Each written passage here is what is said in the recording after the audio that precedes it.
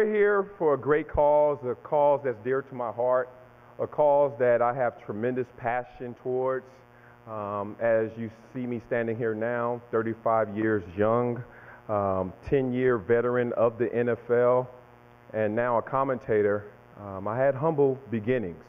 I'm from Compton, California, which is a very tough neighborhood. I think the movies, they portray the neighborhood in the right fashion, and that's not in a positive way, but there were tremendous adversities in our community growing up. There were the gangs, there was the poverty, there was tremendous adversity when you're talking about people with low self-esteem, people who didn't see themselves leaving that same neighborhood.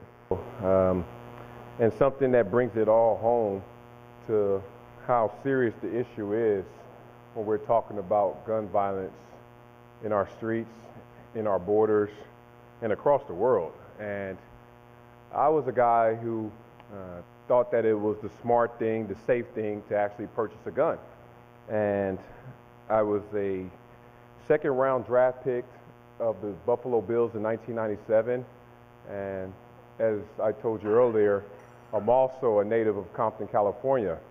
And a few weeks before I was drafted to the Buffalo Bills to get an amount of money that I'd never had in my entire life, no one in my entire family had ever had in a cumulative way, was something that was kind of terrifying in a sense. And a few weeks before the draft, one of my friends was robbed at gunpoint at a gas station for his truck. Now, his truck was a Yukon truck, nothing special about the truck, just robbed, taken, and he was not harmed. So fast forward a month, and I'm drafted. I was given a check with a bunch of numbers on there, zeros, commas, you know, things that we've grown to love and appreciate. And the first thing I remember from my friend's mouth was, "So what you gonna do?"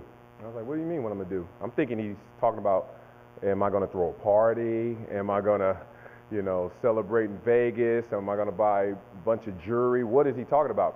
And he was talking specifically about the incident that occurred to him and how was I gonna protect myself in a similar incident in case it occurred.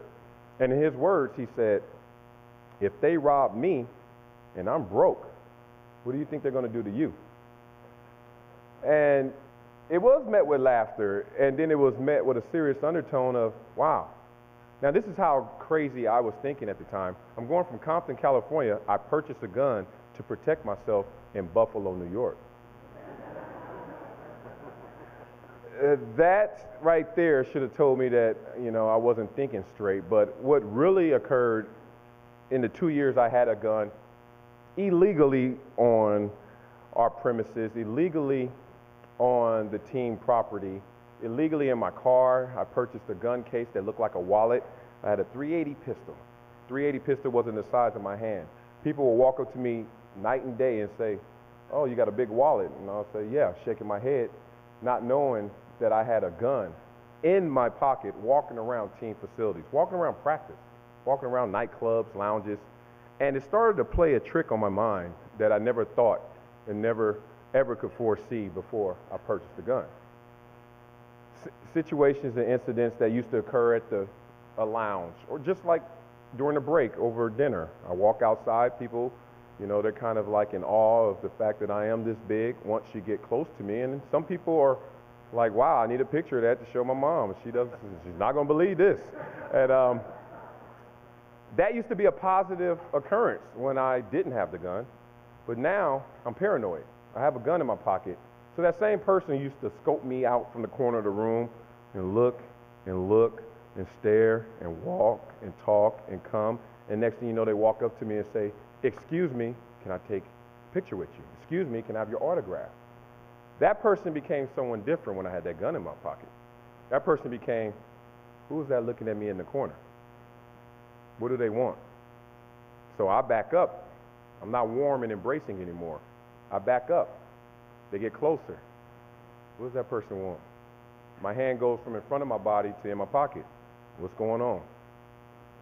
The same play of the mind that occurs at a red light, 3 in the morning, when I'm sitting there on the way back home, That person walks up to my car window when I don't have a gun. Excuse me, I'm lost. Excuse me, can you show me where such and such place is? Fast forward when I have a gun in my pocket, I have a gun in my car. That same person walking across that street and I'm at a red light 3 in the morning, my hand is on the trigger. And that's the difference, the selective perception, how it goes from being a positive occurrence and a positive thought to a situation of confrontation. So whether you've been affected by gun violence because you're a victim, because you're just in a community where there are victims, but just think about gun ownership and smart gun ownership and how it impacts us all. Another thing that came of mention is what Robert King said in the sense of having a gun and how it changes your life perception. I applaud people who understand that principle in existence and how it could affect us all. I'm very passionate about what the Brady Center is doing in our efforts to change our culture, change our mindset around the issue of guns, how the awareness of guns and their violence needs to be put into the educational system, into legislation to make a bigger and better change.